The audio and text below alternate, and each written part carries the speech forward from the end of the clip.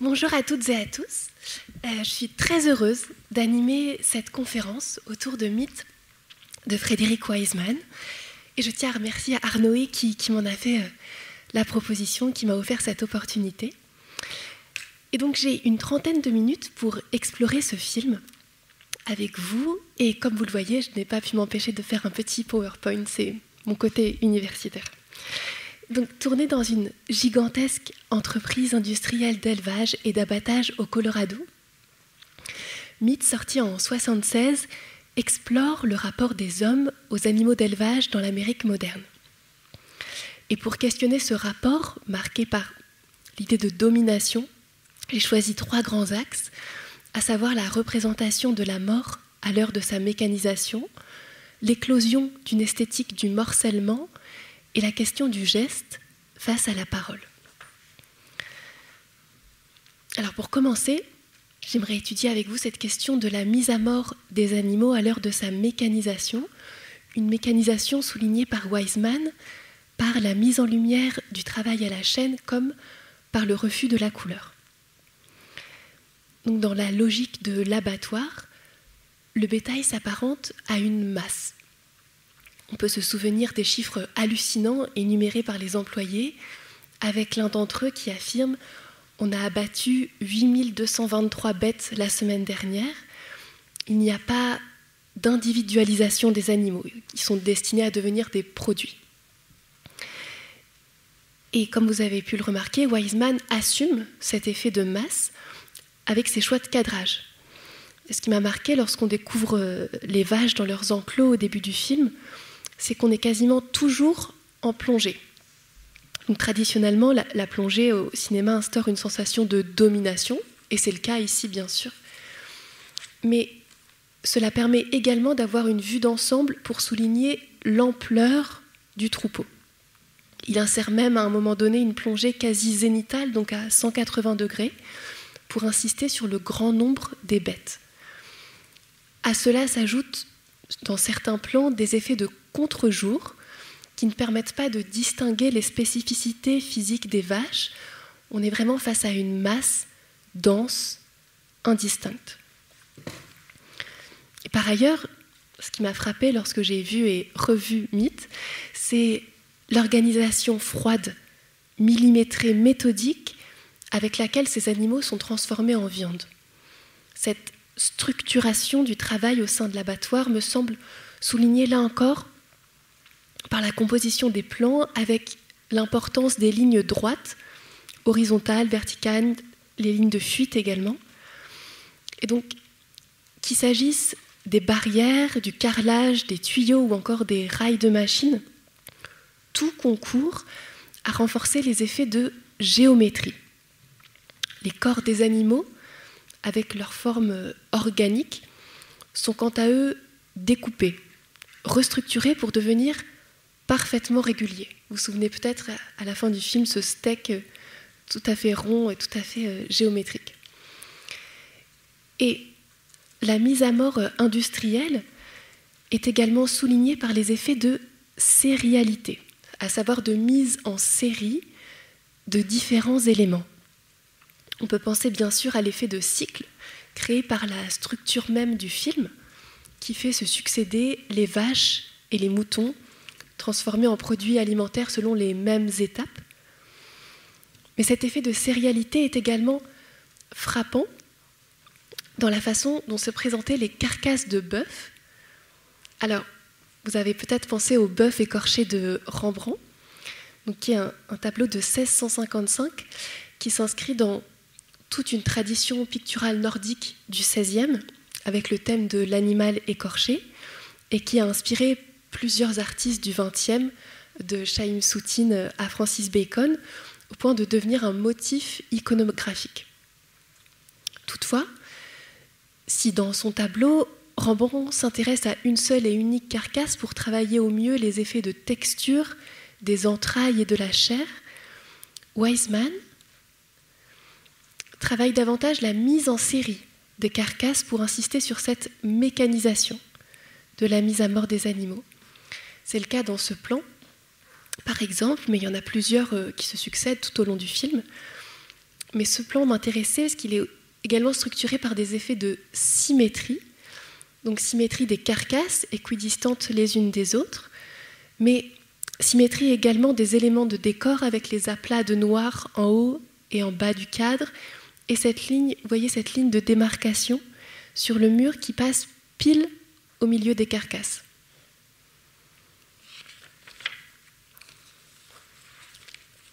À cela s'ajoute le refus de la couleur. Lorsque je lui ai demandé pourquoi avoir choisi le noir et blanc pour Mythe, Frédéric Wiseman m'a répondu « parce que j'aime l'esthétique du noir et blanc ». Soit.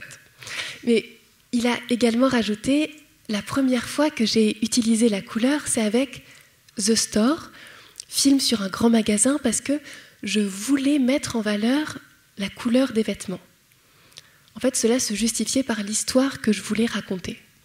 Mais dans Mythe, je ne voulais pas particulièrement mettre en valeur le sang. Fin de citation. Alors je précise, ne pas mettre en valeur le sang ne signifie pas minimiser la souffrance des bêtes. Si le bétail est essentiellement présenté comme une masse, Frédéric Wiseman choisit de singulariser certaines vaches en gros plans, c'est-à-dire avec des plans uniquement sur leur tête, juste avant leur mise à mort, souvenez-vous, dans ce virage, ce qui crée une certaine empathie. Et leur mise à mort est d'ailleurs filmée de façon frontale, elle n'est pas du tout aseptisée. S'il y a refus de la couleur, ce n'est donc pas pour lénifier la brutalité du processus, mais bien pour insister sur la dimension industrielle de cette mise à mort. Alors certains critiques ont pu voir dans cette présentation de la mise à mort en série un écho aux chambres à gaz, écho renforcé dès l'ouverture du film, avec la typographie du titre qui rappelle une croix gammée, notamment au niveau du T de Mythe. Donc, lorsque je lui ai posé la question, Frédéric Wiseman a affirmé qu'il avait choisi cette typographie non pas pour la croix gammée, mais pour rappeler les marques de fer rouge sur le bétail. Alors, s'il est important de mettre en lumière la parole des artistes, je pense qu'il ne faut pas non plus s'empêcher d'ouvrir d'autres pistes interprétatives, d'autant que certains documentaires sur les abattoirs, comme Le sang des bêtes de Franju, sorti en 1949, ont pu jouer sur cette métaphore des camps de concentration des chambres à gaz. Quoi qu'il en soit, les typographies des films de Frédéric Wiseman sont souvent choisies avec attention. Et cela m'a rappelé que dans la masterclass qu'il a donnée ici même, à la fin du mois de septembre, il nous avait parlé de la typographie de Welfare, très élégante, qui venait contraster avec la misère dans laquelle étaient plongées les personnes qu'il filmait.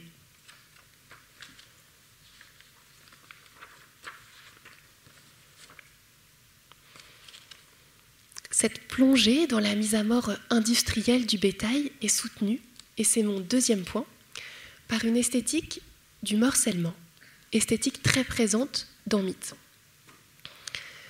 Tout au long du film, nous voyons comment le corps des animaux est mis en pièces pour être transformé en produits alimentaires.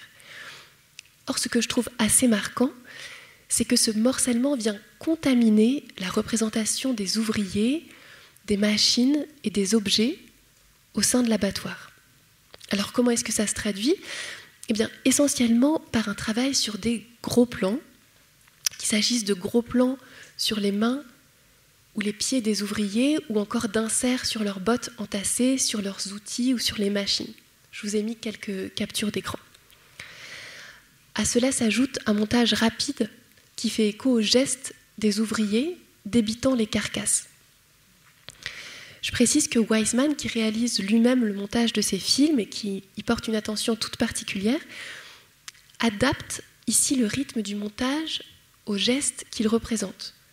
Si le montage se fait plus haché pour accompagner les gestes secs et répétitifs des ouvriers qui découpent les carcasses, le cinéaste choisit à l'inverse de garder un plan très long, de près d'1 minute 30, pour présenter un employé en train de tondre un mouton. Une façon, cette fois-ci, de souligner le geste continu de la tonte. Et cette esthétique du morcellement vient d'ailleurs, il me semble, renforcer l'atmosphère étouffante dans laquelle baigne le film. À ce sujet, la séquence d'ouverture est assez intéressante. Si Mythe s'ouvre sur la vision bucolique de bisons paissant au milieu d'une plaine, cette image de la wilderness américaine est très vite brisée par l'irruption des hommes et l'apparition de vaches parquées dans des enclos. À la douce ligne d'horizon des premiers plans se substituent donc les lignes franches des barrières derrière lesquelles s'entasse le bétail. À mesure que l'on pénètre dans l'abattoir, les plans se font de plus en plus resserrés. Et donc, ouvrir son film sur un plan paisible, de nature dite sauvage, avec le ciel qui occupe la moitié de l'écran, vient créer un contraste d'autant plus brutal avec l'atmosphère étouffante de l'abattoir qui s'impose peu à peu. À propos de morcellement, le film lui-même est morcelé entre deux espaces, l'espace des ouvriers et l'espace des cols blancs, dans les bureaux. C'est mon troisième point. Et donc si ce film est structuré sur une dualité, cette dualité se joue donc moins entre les animaux et les ouvriers qui les abattent qu'entre les ouvriers et les cols blancs des bureaux. Ce décalage entre ces deux espaces est souligné par deux esthétiques très marquées. D'un côté, les ouvriers anonymisés et de l'autre, les cols blancs singularisés. Alors l'anonymat des ouvriers repose sur plusieurs facteurs. Au-delà du fait que Wiseman favorise les plans de groupe, ils sont souvent présentés de dos ou de trois quarts dos avec le visage caché par leur casque. Surtout, on n'entend quasiment jamais leur voix. C'est donc d'ailleurs, comme disait Arnaud, Mythe, c'est vraiment un des films de Wiseman qui repose peut-être le moins sur la parole. Et donc c'est un petit peu comme si en filmant les animaux, il adaptait son langage cinématographique et il vient minimiser les longues conversations qui ponctuent sa filmographie. Et même lorsqu'on voit des employés qui guident le troupeau, ils s'expriment par onomatopée et leur voix est couverte par le meuglement des animaux, des vaches. Les ouvriers se distinguent donc essentiellement par les gestes répétitifs qu'ils effectuent. S'il y a peu de gros plans sur leur visage, il y a par contre beaucoup de gros plans sur leurs mains pour souligner l'importance du geste. À l'inverse, les cols blancs sont singularisés. Ils sont filmés en gros plan, de face ou de trois quarts face, avec cette fois une courte profondeur de champ pour les détacher du décor et les mettre d'autant plus en valeur. Présentés en réunion ou au téléphone, ils sont généralement assis, ne bougent pas beaucoup et se distinguent quant à eux par leurs paroles. Le travail sur la profondeur de champ, à savoir la zone de netteté de l'image, plus ou moins étendue, est assez symbolique. Si la courte profondeur de champ dans les plans avec les cols blancs vient flouter l'arrière-plan et renforce cet effet de déconnexion, à l'inverse, la profondeur de champ plus marquée dans les plans sur les ouvriers les inscrit pleinement dans le décor. Ces derniers se retrouvent plongés au milieu des carcasses et des machines et s'apparentent ainsi à de simples pièces d'une mécanique qui les dépasse. Alors, petite parenthèse, certes, à un moment donné, c'est au moment du repas dans la cantine, il y a une série de gros plans sur les ouvriers, mais ce sont des gros plans si nombreux et si rapides qu'ils servent moins à les individualiser qu'à souligner l'épuisement sur leur visage. En plus des choix de cadrage, ce décalage entre les deux groupes est renforcé par des atmosphères sonores très contrastées. Donc d'un côté, l'ambiance sonore très dense et oppressante de l'abattoir, avec le bruit continu des machines, et de l'autre, l'ambiance des bureaux plus calme, rythmée par les conversations téléphoniques. Alors, je tiens à remarquer quand même que si les cols blancs détiennent le monopole de la parole, vous aurez remarqué qu'elle n'en est pas moins vidée de son sens. Que ce soit par la forme, avec des expressions aseptisées, je cite, « On vend beaucoup de 119 dans le secteur de Dallas, ils les font en barbecue », ou par le fond, avec des démonstrations absurdes. Là, je pense notamment à cette séquence où un industriel vante les mérites de l'œuf en tube. Et on retrouve le goût de Wiseman pour le grotesque. Donc, nous sommes face à deux groupes distincts qui ne se croisent quasiment jamais, et même lorsqu'ils se rencontrent, lors de la réunion à la fin du documentaire, une certaine incompréhension, une incommunicabilité persiste.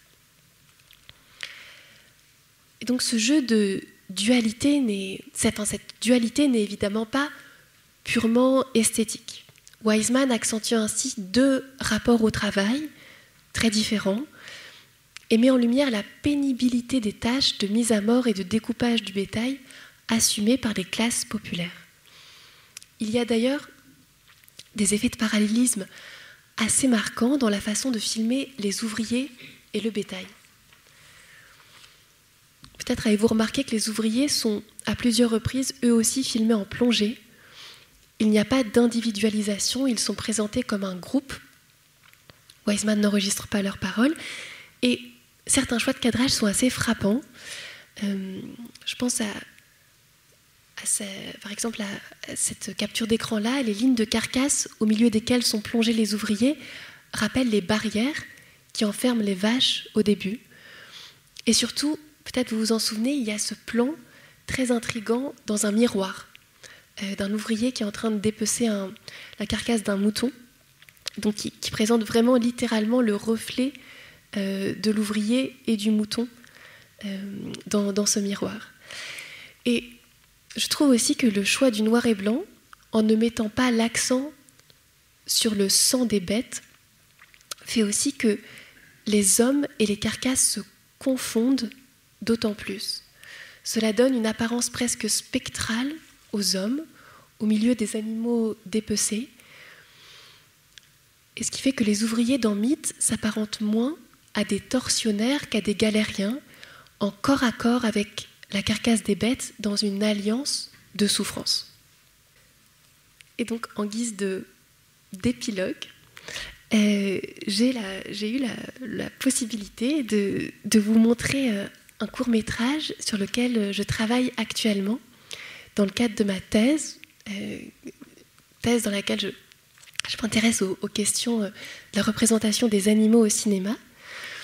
Et donc c'est une thèse de recherche-création que j'effectue à l'université de Rennes 2 et qui porte plus précisément donc, sur le renouveau du cinéma documentaire sur les animaux depuis les années 2000 avec l'essor de films d'auteurs contemplatifs.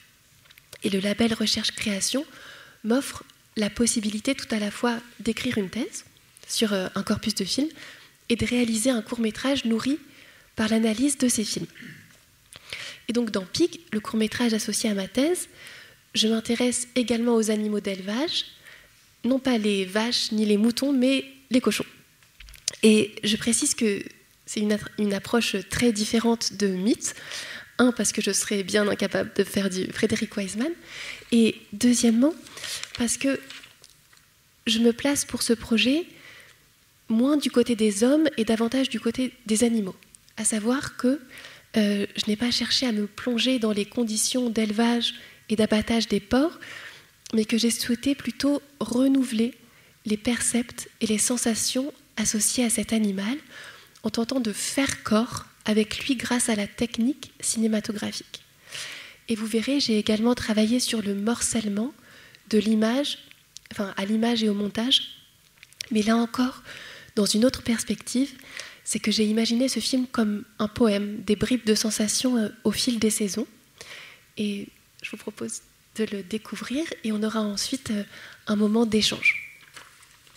Oui, merci Alice d'avoir partagé ce travail remarquable. On peut, comme Alice vous y invitait, ouvrir aux questions dès maintenant, s'il y en a, qui évidemment peuvent concerner Mythe, mais aussi Pig. Voilà. Ça marche jamais du premier coup, donc j'y vais. Stéphane, toi, est-ce que tu veux... Peut-être je me posais la question, il n'y a vraiment pas de malice, je ne crois pas, sur quel serait le sujet de Mythe, du film de Wiseman. De quoi parle ce film? Je dirais qu'il y a quelque chose à la fois de très général sur... Si on parle de façon très générale, donc sur le rapport je pense de l'Amérique, ou même rapport occidental en fait aux animaux d'élevage dans la modernité. Mais l'angle qu'il apporte, Wiseman, c'est vraiment cette idée de domination qui est... mais du coup, ce qui l'intéresse, lui, c'est aussi plus les hommes. Et donc, il arrive à la développer en partant de cette domination de l'humain sur l'animal. Et il arrive à montrer en quoi en fait, cette exploitation animale, ça permet aussi une domination sur des hommes entre eux dans différentes classes sociales. Je dirais que ça. Alors, c'est toujours avec Wiseman difficile de savoir, puisque, enfin, disons, on peut voir plein de choses. Il y a des personnes qui verront un plaidoyer pour la souffrance animale, d'autres, au contraire, une indifférence. Enfin, je rebondis aussi sur ce qu'on disait la semaine dernière. Il m'avait semblé voir... peut-être juste pour, avant cette question du rapport à l'histoire, à une éventuelle allégorie de l'extermination ou de la mise à mort de masse.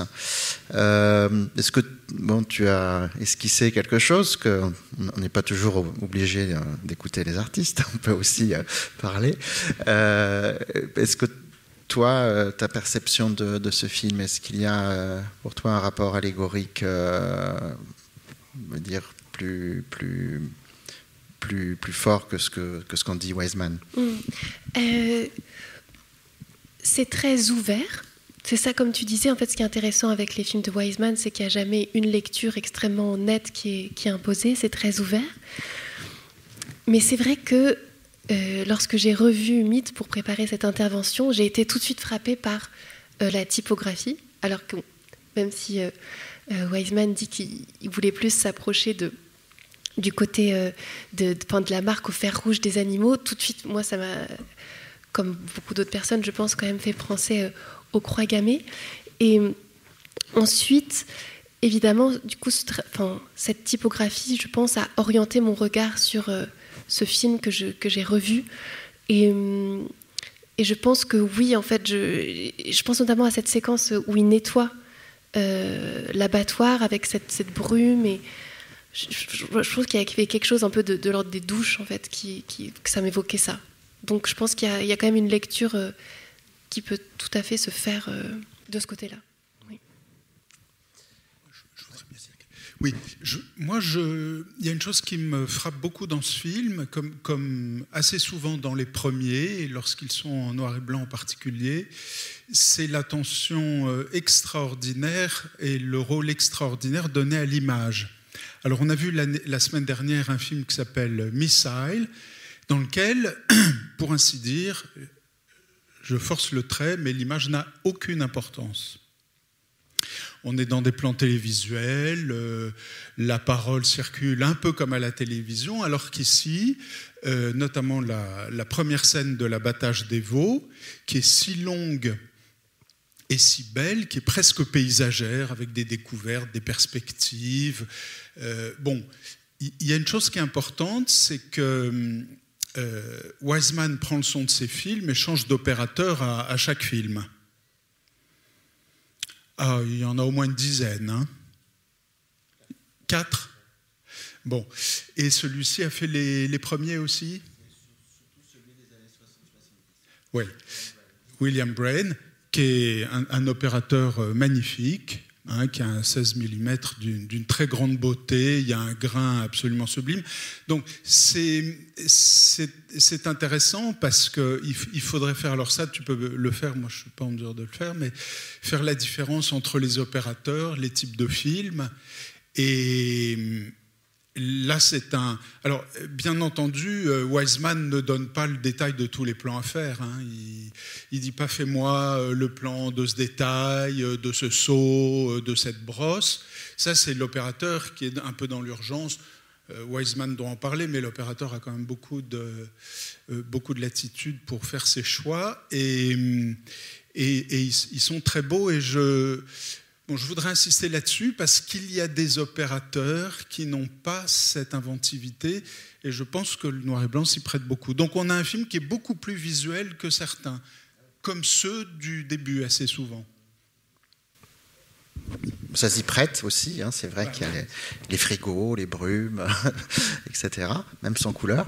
Je ne sais pas, Elise, toi, par rapport à cette dimension visuelle. Tout à fait, et je pense que, en plus, c'est d'autant plus assumé que la parole a un rôle moindre que dans beaucoup d'autres de ses films. Et donc, cette attention-là est portée d'autant plus sur l'image qui va prendre le relais presque de la parole, en tout cas prendre une place beaucoup plus affirmée, tout à fait. Et la première parole ou usage de la parole dans le film, c'est cette borborigme incroyable à la bourse, à la viande, enfin, c'est ce que je comprends.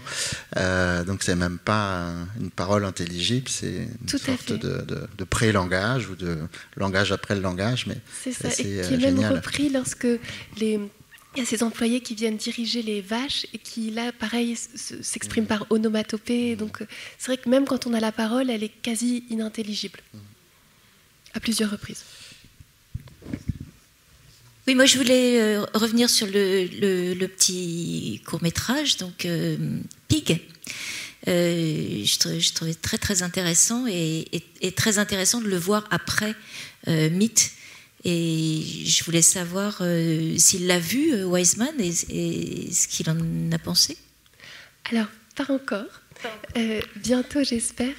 Il n'a pas pu être là parmi nous, d'ailleurs, ce soir, pour des questions de santé.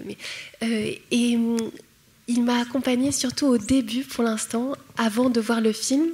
Donc c'est en me posant des questions pour chercher vraiment ce que je voulais faire. Donc vous savez, Wiseman, il a été professeur lui-même, alors pas de cinéma, de droit quand il était plus jeune, mais le professorat, c'est pas ce qui l'intéresse le plus. Tant mieux pour nous, puisqu'il s'est lancé dans cette carrière de cinéaste. Donc c'est pas quelqu'un qui va être très directif, mais par contre, là où j'ai eu énormément de chance, c'est que c'est quelqu'un d'incroyablement curieux, et donc qui va poser beaucoup de questions, et qui du coup, je pense, a travaillé, qui a eu un effet de maïeutique, un petit peu d'accouchement de ce que je voulais faire du projet, mais il n'a pas encore vu. Voilà. Bonjour. J'avais une remarque par rapport à la question d'Arnaud. Moi, ce qui me fascine le plus dans le cinéma de Wiseman, c'est son illisibilité politique et morale, si je puis dire, qu'il a beaucoup affirmé. C'est vraiment ce qui me fascine, d'autant plus quand on est sur des films à haute charge morale, potentiellement, comme celui-là. Et j'aurais beaucoup de mal à l'aborder à travers l'idée de domination, par exemple, mais si j'essaye de répondre à la question d'Arnaud, ce qui me frappe dans ce film, ce serait plutôt le concept de médiation. J'ai l'impression que c'est un film sur la médiation. Évidemment, tout peut être médiation, mais là, on a quand même la prise de conscience de ce qu'implique concrètement de manger un steak haché, par exemple. Avec en plus la médiation des médiations, qui est le langage, qui disparaît, comme vous l'avez très bien dit, en insistant sur le fait que, d'abord, on peut difficilement parler aux animaux, et là, il n'essaye même pas, contrairement à Zoo, par exemple, où il est frappant de voir que dans le langage articulé, les hommes essayent d'entrer en contact avec les animaux. Là, il n'en est pas question, c'est pas le même contexte, mais les hommes ne parlent pas non plus entre eux dans ce processus industriel. Ce que ça m'évoque aussi, et là j'aurais bien aimé entendre peut-être Stéphane Breton là-dessus, c'est dans le cadre d'une réflexion sur l'institution, dans quelle mesure est-ce que ce film peut offrir un éclairage intéressant, puisque enfermer la vitalité des animaux dans un enclos, c'est peut-être comme ça que commence l'institution. Si on essaye de penser à des proto-institutions, l'importance des aires de battage, ensuite on passe des aires de battage du grain aux aires d'abattage, comme c'est le cas ici, et il y a sans doute une réflexion peut-être anthropologique à mener autour de la question de l'institution par Mead. Je pense que l'institution précède de beaucoup la domestication, hein. Et la domestication n'est possible que parce qu'il y a une institution sociale. Sinon, on en serait bien incapable, hein. Il faut une coopération, il faut une entente. Donc, je pense que l'institution précède la domestication. Bon, ça c'est mon avis, mais c'est spéculatif. Bonjour, vous parliez beaucoup du rapport entre travailleurs et animaux d'abattoir. J'avais l'impression aussi qu'il y avait un rapport entre le public et l'animal qui était exécuté, dans le sens où la différence pour moi entre les animaux et les travailleurs, c'est que les travailleurs connaissent les étapes de production, là où le spectateur les connaît assez mal et assez peu conscient en fait de ce qui va se passer. Enfin, j'avais l'impression, en tout cas moi, en regardant le film, de pas trop savoir où on essayait de nous emmener. Notamment la scène, par exemple, où un mouton se fait tondre, on ne sait pas trop s'il va se faire tuer, s'il va juste se faire tondre et peut-être pas y passer cette fois-ci, ou s'il y passer après, et c'est ce qui se passe.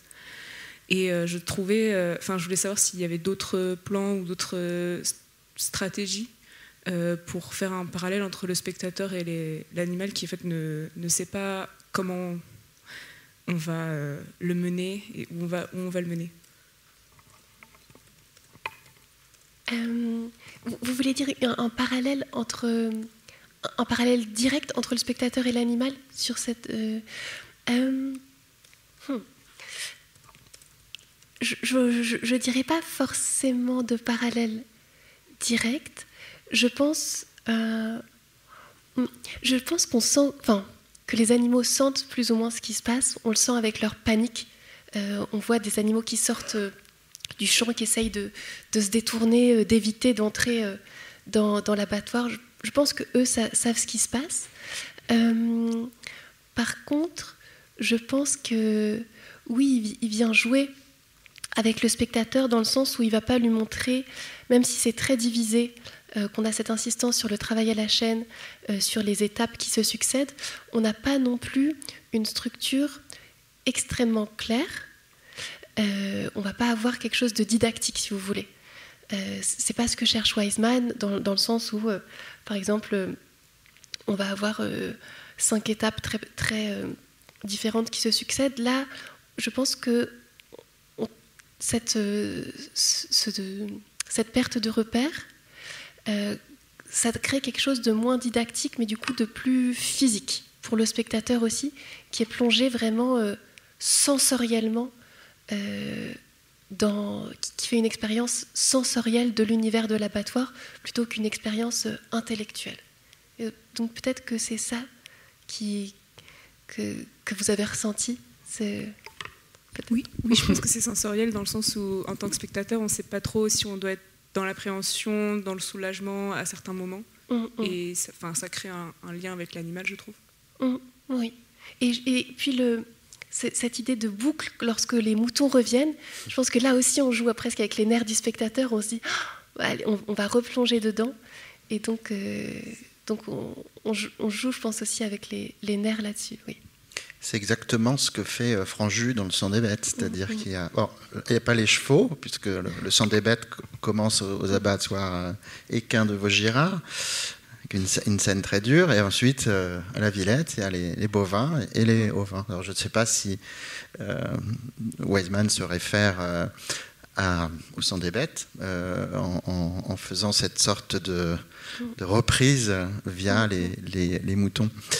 Je me posais pour rester peut-être sur cette question de nous et eux, nous et les animaux, nous spectateurs et et les animaux représentés. Ce qui est très frappant, et puis ce qui te permettra, je pense, de parler aussi de ton film, c'est sur la question bon, il y a une grande question des animaux au cinéma qui est l'anthropomorphisme. Wiseman on fait une sorte de refus. Enfin, moi, je n'en perçois pas du tout dans le film. Donc, toi, comment tu perçois voilà, cette relation spectateur-animaux dans Mythe, et puis aussi toi, parce que ça me semble fondamental dans la façon dont tu as travaillé dans ton film, comment tu as travaillé cette question de l'anthropomorphisme, ou plutôt du non-anthropomorphisme dans ton film. Oui, merci pour cette question. Alors, en effet, je pense aussi que Wiseman refuse tout à fait l'anthropomorphisme, c'est-à-dire de projeter des qualités humaines sur les animaux. Et de mon côté, j'ai suivi la même piste. C'est vraiment quelque chose que j'ai essayé de contourner. Par contre, l'anthropomorphisme, enfin le refus de l'anthropomorphisme, n'empêche pas l'empathie. Et donc, c'est ce qu'on disait un petit peu, vous savez, lorsque les vaches vont se faire tuer, il y a ce plan qui est assez marquant, alors qu'elles ont toujours été présentées comme une masse. Là, on vient les singulariser et on voit leur tête et leurs yeux un peu exorbités. Et tout de suite, je pense que ça crée une forme d'empathie. Et cette idée d'empathie, je pense que c'est quelque chose que j'ai essayé aussi de développer dans Pig, enfin dans le court-métrage, avec cette proximité physique. C'est-à-dire que je n'ai pas essayé de me mettre pile à la place du porc, enfin, je n'ai pas essayé de voir comme le porc, mais j'ai essayé de créer une sorte de proximité sensorielle et physique qui travaille l'empathie. Enfin, c'est-à-dire que l'esthétique est aussi empathique.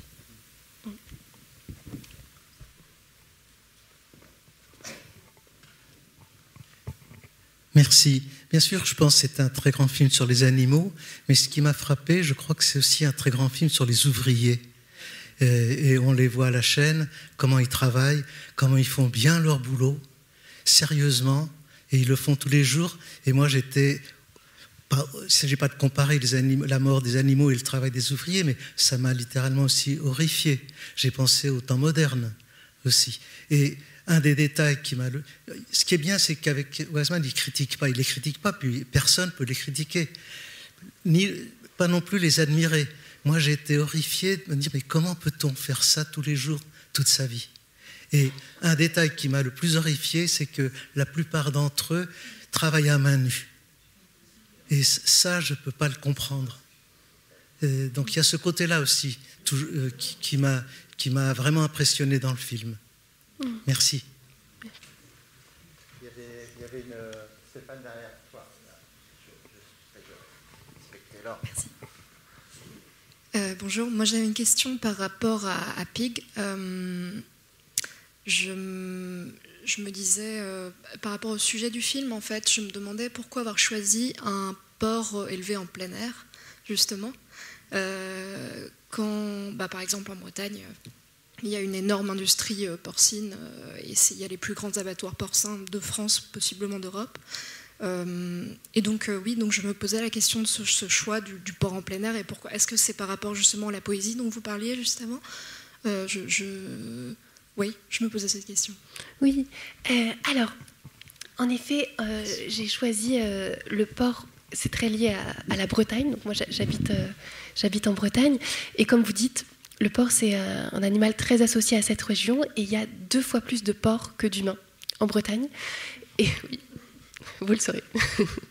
Et ce qui m'a, lorsque j'ai découvert ce chiffre, j'ai été assez frappée parce que, en fait, les porcs, à la différence peut-être des vaches ou des moutons qu'on peut voir sur les bords de route, sont essentiellement élevés dans des complexes fermés, intensifs, industriels. Donc, ils n'appartiennent pas du tout à nos paysages. Ils sont très nombreux et en même temps absents. Donc j'avais envie de travailler sur cette question du porc. Et ensuite, s'est posé la question de où filmer. Donc soit j'allais filmer dans ces abattoirs industriels qui représentent 95% de l'exploitation porcine, soit j'allais filmer en plein air. Et en fait, les abattages industriels, ça allait au-delà des complications de droit, parce que moi j'avais besoin d'une carte blanche, de pouvoir y aller un peu en continu pour faire des tests. Comme la recherche-création, c'est pas un tournage classique, il y a vraiment cette idée de, en permanence, aller tester des choses.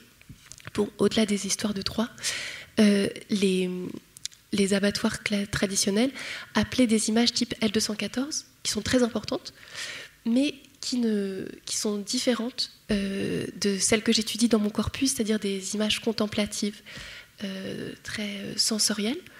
Et donc c'est pour ça que j'ai choisi de filmer en plein air, mais j'ai filmé, ça reste une ferme qui est liée au complexe agroalimentaire. Donc le porc qu'on voit à la fin, de toute façon, il va être transformé en produit de consommation. Donc c'est pour ça que j'ai fait ce choix-là. Mais après, je pense, on parlait d'éthique, et je pense qu'on pourrait aussi, une des thématiques qui me questionne, c'est la question politique.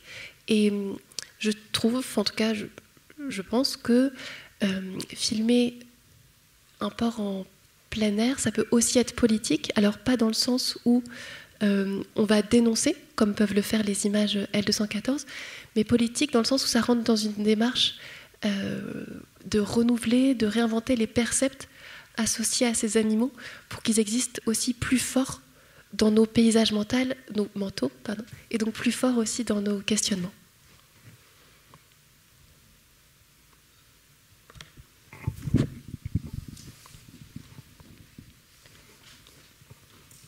Merci. Je voudrais d'abord faire part un petit peu de mon sentiment par rapport au film de Wiseman, où effectivement, je trouve qu'il parle beaucoup des hommes, comme disait le monsieur, à main nue, sans masque, dans une atmosphère qu'on imagine irrespirable, et corps à corps. Vraiment, c'est le corps à corps qui m'a frappé de ces ouvriers, contrastant complètement avec les stratégies complètement absurdes et ubuesques des cols blancs, loin du front, quoi, je dirais. Et c'est cette guerre, je dirais, c'est presque une bataille. Bon, c'est ça qui m'a vraiment frappé. Bon, il y a d'autres choses qui m'ont frappé, mais après j'ai une question. C'est une scène que j'ai trouvée étonnante d'un bouc, je crois que c'est un bouc, qui mène à l'abattoir les moutons. Et là, j'aimerais avoir une explication, si vous en avez une, si vous avez, parce que je n'ai pas. Enfin, c'est très très fort. Ça m'a vraiment frappé énormément. Cette espèce de, je sais pas, de collaborateur, je sais pas, qui mène ce troupeau de moutons à l'abattoir. Est-ce que c'est une technique classique dans les abattoirs pour amener les moutons se faire tuer? Je ne sais pas. Alors, j'avoue que je ne sais pas.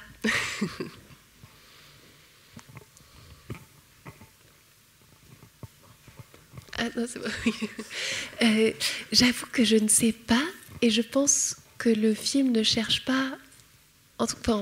Dans ces films, comme on disait, ce ne sont pas des films didactiques, donc il ne va jamais donner d'explications. Je me demande même si lui est allé chercher d'explications.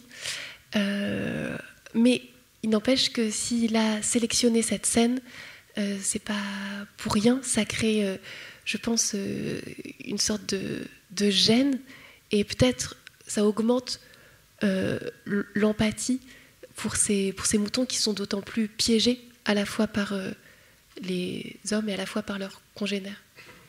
Peut-être. Oui, c'est classique.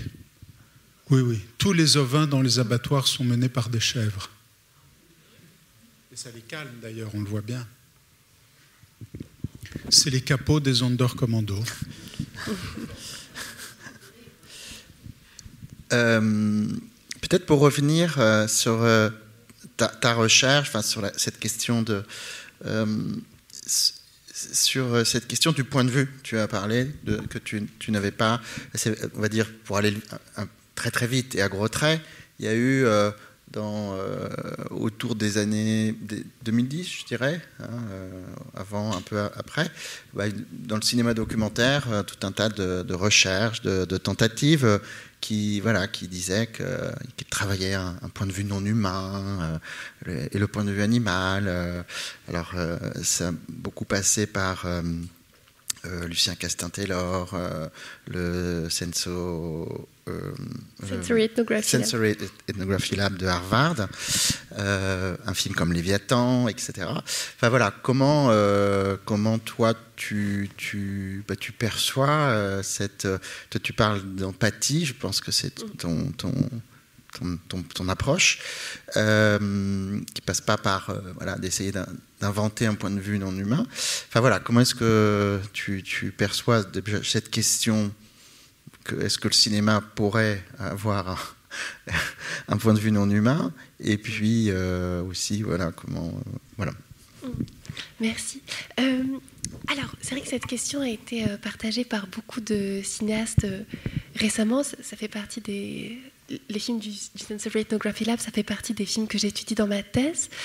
Et alors, justement, les cinéastes du Sensory Ethnography Lab eux-mêmes ont un petit peu évolué dans leur discours. Au début, avec un film comme Léviathan. Alors, je ne sais pas si vous l'avez vu, mais Léviathan, c'est un documentaire expérimental qui a été tourné avec une dizaine de GoPro sur un chalutier de pêche intensive au large des côtes des États-Unis. Donc des GoPro qui ont été fixés à la fois dans les filets de pêche, sur les corps des marins, au bout de bâtons, et donc qui crée cette sorte de magma visuel et sonore où tout s'en mêle et où on n'est plus du tout dans un point de vue unique. Et au début, dans des interviews, dans les premières interviews qu'ils ont données, ils ont pu dire que de cette façon, ils épousaient le point de vue des poissons ou le point de vue de l'océan. Et dans les interviews plus récentes, ils ont évolué dans leur discours. Et ce qui les intéresse, c'est peut-être moins d'épouser un point de vue d'un non-humain en particulier, parce que c'est très difficile finalement d'épouser le point de vue d'un poisson ou d'un oiseau. On ne regardera jamais comme un poisson ou un oiseau, on regarde comme la caméra. Mais par contre, je pense que ce qui les intéresse, c'est le décentrement de la figure humaine. C'est comment présenter un monde où l'homme n'est plus au centre. Vous voyez, ces réflexions qu'il y a actuellement en philosophie, je pense, par exemple avec Baptiste Morisot, Vinciane Després, où on réfléchit à un monde où on décentrerait l'humain. Ces cinéastes, ils réfléchissent à comment faire sentir sensoriellement, comment créer des propositions esthétiques qui viennent décaler justement le point de vue. Et donc, comment ça se passe ? Ça se passe à l'image, où on a des hommes qui sont cadrés peut-être juste à ras du sol, ça se passe au son, avec des paroles qui sont incompréhensibles parce que complètement mêlées avec les autres sons du monde, que ce soit le bruit des vagues, le cri des mouettes, etc. Et c'est quelque chose que j'ai personnellement essayé de développer dans Pig, avec cette arrivée très tardive de l'humain sur son tracteur, qu'on voit d'ailleurs pas du tout, qui reste hors champ. Et d'ailleurs, au niveau des sons, là, c'est un tout nouveau montage sonore, c'est une V2. On n'a pas encore fait le mixage et l'étalonnage, mais dans le premier montage sonore, j'avais gardé les sons les sons que j'avais captés sur place, où on entendait en fait pas mal de sons humains, c'est-à-dire des sons de voitures qui passaient pas loin, des sons de conversation. Et avec Antoine Barguin, qui a fait le montage son, on s'est dit qu'on allait tout enlever, mis à part quelques-uns, c'est-à-dire quand il croque les pommes, pour tout rebruiter, comme en animation, afin que toute la piste sonore jusqu'à l'arrivée des hommes soit complètement dénuée de toute trace humaine. Ce qui fait que quand l'homme arrive, c'est extrêmement troublant, ça empêche aussi toute identification, ça devient une présence très gênante, comme une bête étrange un peu. C'est vrai qu'on reconnaît par contre, en tout cas dans le choix de cadrage dans ton film, cette question du décentrement. Et effectivement, peut-être de regarder et de nous faire regarder un cochon comme on ne l'a jamais regardé. personnellement, je ne me fixe pas au ras du sol à contempler un cochon. Ce n'est pas encore arrivé, peut-être que ça va venir. Mais en tout cas, voilà, cette recherche, non pas d'un point de vue non humain, mais d'un point de vue singulier, unique, voilà, et qui crée, décentré. Tout à fait. Et qui crée, j'espère, une défamiliarisation en renouvelant les percepts. Et, vous voyez, quand j'ai cadré à ras du sol, ça je m'en suis rendu compte en fait en revoyant les images, j'ai eu la sensation que cet animal rappelait quelque chose de minéral, comme une pierre au sol. Et ça m'a rappelé aussi des réflexions de Jean Epstein qui dit que le cinéma, alors lui il parlait notamment de l'accéléré et du ralenti, mais que le cinéma nous permet ça aussi, de créer un trouble dans les règnes et du coup de sortir des catégories dans lesquelles on range le vivant. On peut est-ce qu'il y aurait une dernière intervention? Je pense qu'on a quand même le temps. Stéphane, là.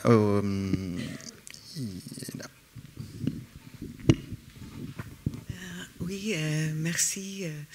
C'est juste un livre, 1987, de Noélie Vial. Je ne sais pas si vous connaissez le titre, Le sang et la chair.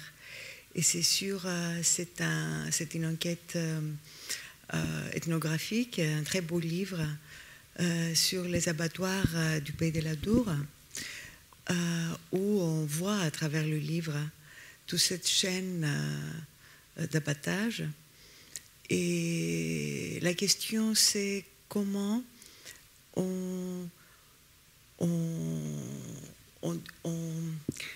la mort n'existe pas, c'est-à-dire personne ne tue l'animal, parce qu'il y a l'anesthésiation d'abord, comme on a vu pour les moutons, parce que je suis arrivée en retard, et on anesthésie, et puis tu as une masse anesthésiée, inconsciente, et il y a le pistolet, enfin je sais pas, il y a le couteau peut-être, mais là il n'y a rien à tuer. Donc c'est une innocence dans l'acte de prendre la vie des animaux. Non, c'est un livre, vraiment très crucial pour une bibliographie sur l'abattage. Et donc, ce que j'ai réfléchi en regardant les deux films et le demi-siècle qui les sépare, et c'est la problématique du travail de l'époque. Encore à l'époque, il y avait des utopies, c'était la guerre froide. Et là, dans votre film, ce que j'ai beaucoup apprécié, c'était pas, non seulement pas noir sur blanc, c'était blanc sur blanc. et c'était l'individuation. C'est un individu, le porc, là, c'était un seul. Donc c'est toute cette problématique, relations animaux et crise climatique, etc., et toute la problématique de Philippe Descola, si on ne voyait pas, s'il n'y avait pas cette division entre sujet et objet. Et donc je crois que vous l'avez démontré avec beaucoup de succès, ça. Et merci. Oh, merci.